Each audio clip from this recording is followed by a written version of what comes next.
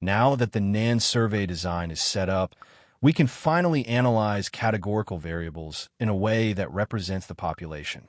I start by loading the dataset and recreating the survey design object, including the adjusted 4-year weight. This step matters because every table we build next depends on the design information, not just the raw rows. Now I focus on a categorical variable called depressed. This variable records how frequently a participant reports feeling down or depressed across ordered categories. Before doing any calculations, I quickly check the available categories so we know what values we are about to summarize. Next, I create a survey-weighted frequency table for depressed. When this table prints, it looks like a simple count table, but it is not raw counts. These are weighted counts that scale up to represent the population. That is the key shift in thinking for survey data. Now I convert the weighted table into proportions.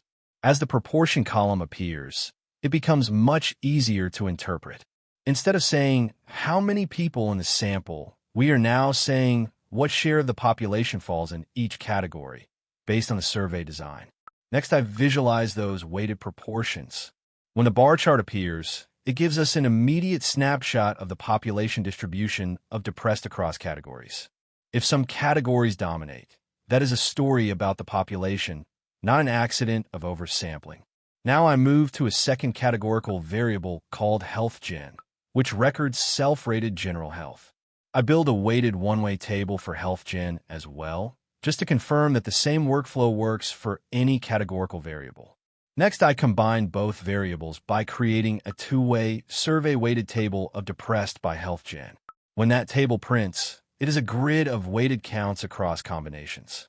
By itself, it is informative, but it becomes far more useful when we convert it into conditional proportions.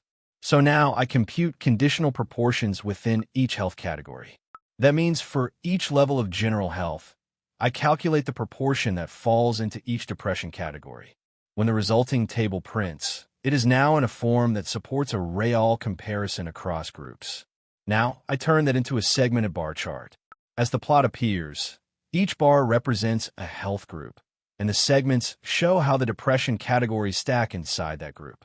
This is where patterns become obvious. If poorer health groups show higher proportions in the more severe depression categories, the chart makes that relationship visually clear. To finish, I optionally run a design-based association test between depressed and HealthGen. This result gives us an evidence-based way to say whether the relationship we see in the plot is likely to reflect a real population association rather than random sampling variation. In the next video, we shift to quantitative variables. We will estimate survey-weighted means and quantiles, compare weighted and unweighted distributions, and create clean plots for variables like BMI and blood pressure.